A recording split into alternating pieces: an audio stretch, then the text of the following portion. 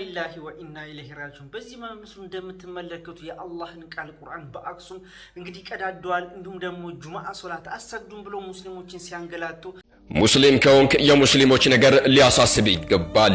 የአክሱም ከተማ ሙስሊሞች መላው የኢትዮጵያ ሕዝብ ድምጽ እንዲሆናቸው ይድረሱልን ተማጽኖ እያቀረቡ ይገኛሉ። እዚህ ጋር የምታዩት የአላህ Subhanahu Wa Ta'ala የተከበረው ቁርአን በጸጥታ ኃይሎች በአክሱም የተቀዳደሩ ናቸው። ትልቅ ስትራቴጂ ነድፈው እየሰሩ ያሉ አካሎች አሉ። ሙስሊሞችን ነው ደግሞ አታክ ማድረግ የሚፈልጉት። ለምን?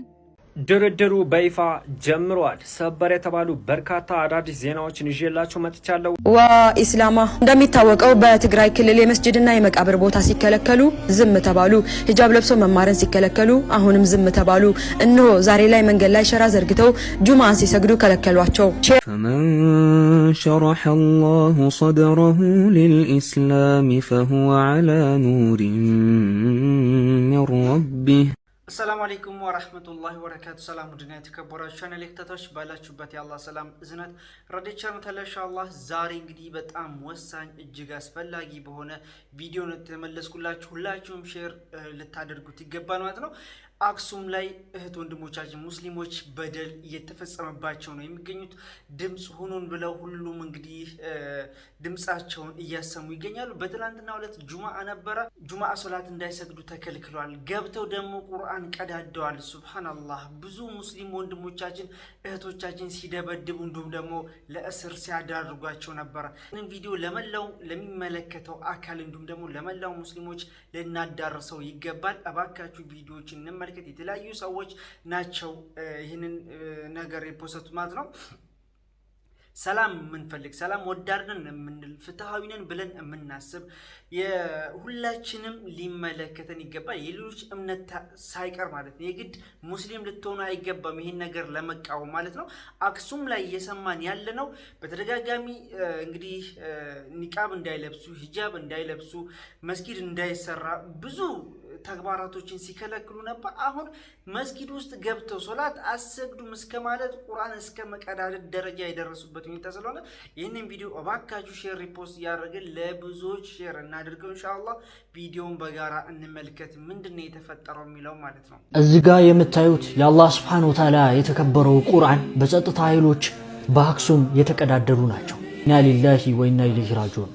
በዛሬው ዕለት በአክሱም ምንድነው የተፈጸመው? ቀደም የለቀኩትን ቪዲዮ ቲክቶክ እንዳይታይ አድርጎብኛል። ስለዚህ ቪዲዮ በደንብ ሼር ኮፒ ሊንክ ዱት ሪፖስት በማድረግ ኮሜንት ላይ አላሁ አክበር በሉ። አክሱም በዛሬው ዕለት የጸጥታ አካላት ሰላት ወይም ጁማዓ እንዳይሰግዱ ከልክሏቸው ነበር። በዚህም ሰበብ ብዙ ሙስሊሞች ተቀጥቅጠዋል፣ ብዙ ሙስሊሞች ታስረዋል። እንደዚሁም መስጊድ ውስጥ ገብተው ቁርአንን ቀዳደዋል። የመስጊድ ምንጣፎችና ሚናራዎችም እንዲሰረቁ አድርገዋል። የሙስሊም ሱቆችን ብቻ መርጠው ሲዘርፉ ነበር። የጸጥታ አካላት ሙስሊሞችን ባገኙት ቦታ ሲቀጠቅጡና እንደዚሁም ደግሞ ገሚሱን ሲያስሩ ነበር። ይህ ምን አይነት በደል ነው? ይህ ምን አይነት ግፍ ነው? እንደዚህ አይነት ግፍ የትም ሀገር ላይ አይተን ሰምተንም አናቅም። ይህ አሸባሪነትና ጽንፈኝነት ነው። ሙስሊሞችን በዚህ መልኩ መበደል መጨረሻችሁ ማያምር ነው የሚሆነው። እናም ሁላችሁም ሙስሊሞች ለአክሱም ሙስሊሞች ዱዓ አድርጉላቸው። ከዚህ በፊት ሂጃብ ተከልክሏል። እንደዚሁም አዛን እንዳታወጡ ተብሏል። የመቃብር ቦታ ተከልክሏል። መፍትሄውን አላህ እንዲሰጣቸው ሁላችሁም ዱዓ አድርጉ። የሚመለከተው አካል ጋር ይሄ ቪዲዮ እንዲደርስም በደንብ ሼር አድርጉ። ኢስላማ እንደሚታወቀው በትግራይ ክልል የመስጂድና የመቃብር ቦታ ሲከለከሉ ዝም ተባሉ። ሂጃብ ለብሶ መማርን ሲከለከሉ አሁንም ዝም ተባሉ። እነሆ ዛሬ ላይ መንገድ ላይ ሸራ ዘርግተው ጁማን ሲሰግዱ ከለከሏቸው። ሼራቸውንም የድምጽ ስፒከሩንም ሁሉንም ወሰዱት። ነገ እምነታቸውን በጉልበት እስኪያስቀይሯቸው እየጠበቅን ይሆን? አላውቅም። እውነት ለመናገር የአክሱም ጽንፈኝነት በሐያቴ ሰምቼውም አይቼውም አላውቅም።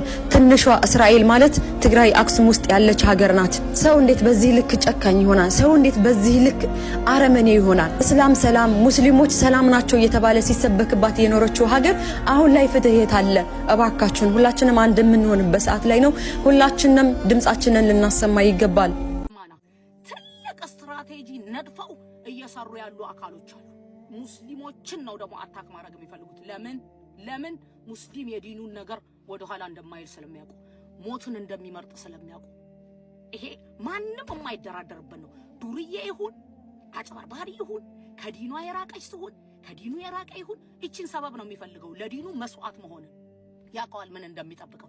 ይሄን ስለሚያውቁ እነሱ የራሳቸውን ፖለቲካ ለማካሄድ ሙስሊሞች ልኮሳቸውን ይለኩሳሉ እሳታቸውን እኛን ጋዝ ነው የሚያደርጉ እኔና እናንተ መናገር ባለብን ሰዓት እንናገራለን መጮህ ባለብን ሰዓት እንጮሃለን ለሐቃችን ህይወታችንንም ቢሆን መስዋዕት እናረጋለን ያ ግን የሚሆነው ሰዎች ላይ ችግር ሳንፈጠር ንጹሃን ህዝቦችን ሳንረብሽ ንጹሃን ህዝቦች እንዲረበሹ ሰበብ ሳንሆን ይሄንን እወቁ እህቶቼ ወንድሞቼ እስልምና የሌላን እምነት ተከታዮች ያከብራል አያምንም እነሱ የሚያምኑትን እነሱን ግን በሰውነታቸው ያከብራል ይሄንን ማወቅ ትልቅ ነገር ስለሆነ من قتل نفسا بغير نفس أو فساد في الأرض فكأنما قتل الناس جميعا يالو الله جل في علا عندي تنسوا النفس منم يالبدلاتشون منم يالدرسباتشون اوكي እዛ አክሱም ላይ ይሄ ስለደረሰ ብላችሁ የሆነ ቦታ ላይ የሆነ እምነት ቦታ ላይ ረብሻ ብትፈጥሩና አንዲት ነፍስ ብትጠፋ ረብሻ ሊፈጠር አይገባም አንዲት ነፍስ ብትጠፋ ምድር ላይ ያለን እንዳጠፋችሁ ነው ወንጀሉ ያለው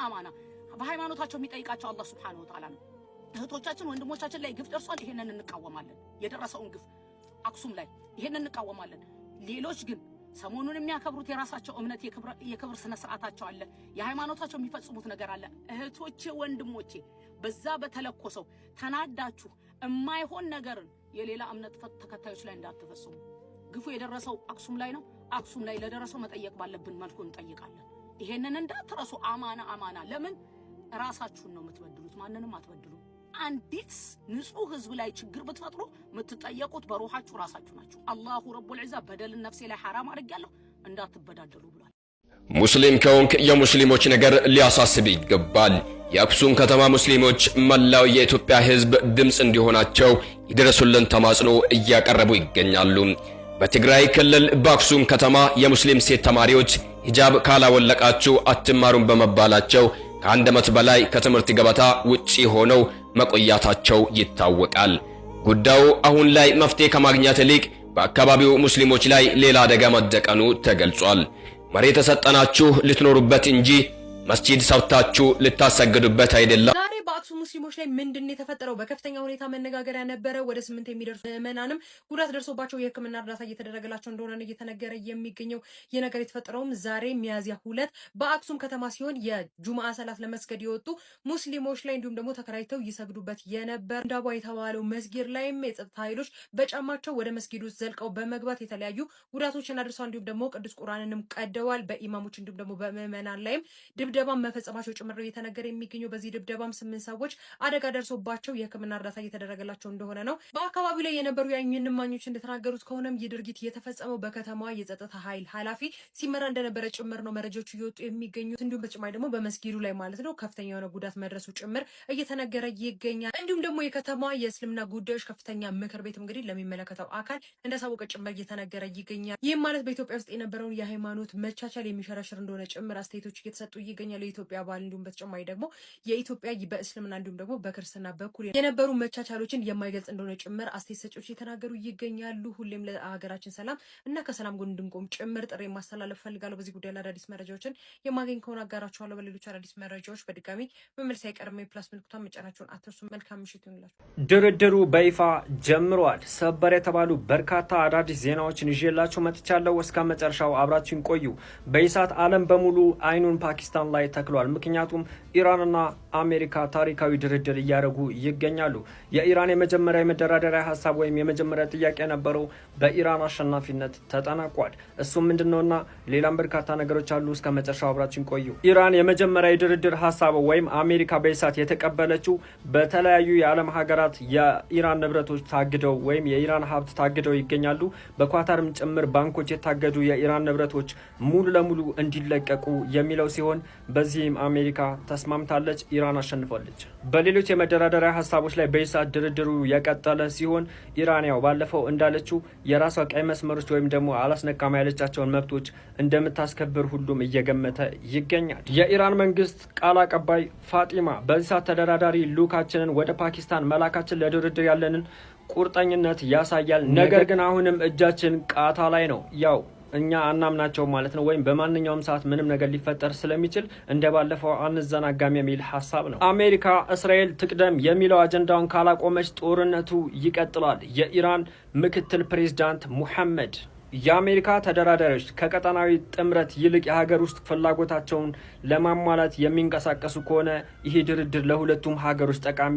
አይሆንም። አሜሪካ ወደ እስራኤል ትቅደም የሚለው ሀሳቧ ላይ የምታዘነብል ከሆነ ድርድሩ ያለምንም ስምምነት የመጠናቀቅ ሂደት ይኖረዋል። በዚህም ምክንያት ኢራን ራሷን የመከላከል እርምጃዋን አጠናክራ ትቀጥላለች ብለው አስጠንቅቀዋል። ኢራን ራሷን ለመከላከል ከምንጊዜውም በላይ የጠነከረ እርምጃ ለመውሰድ ትገደዳለች፣ በዓለም አቀፍም ደረጃ ከፍተኛ ዋጋ የሚያስከፍል ይሆናል ሲሉ ተደምጠዋል። በዚህ ሰዓት በፓኪስታን እየተደረገ ያለው የሁለቱ ሀገሮች ድርድር ከ40 ዓመት በኋላ የሚደረግ ታሪካዊ ድርድር ሲሆን ከዚህ ድርድር ምን ትጠብቃላችሁ? ሁላችሁም ኮሜንት ላይ አስቀምጡ። በዚህ ጉዳይ ላይ አዳዲስ መረጃ ሲወጣ ወዲያው አደርሳችኋለሁ። በደም ሼር፣ ኮፒ ሊንክ፣ ሪፖስት እያደረጋችሁ አደርሱት።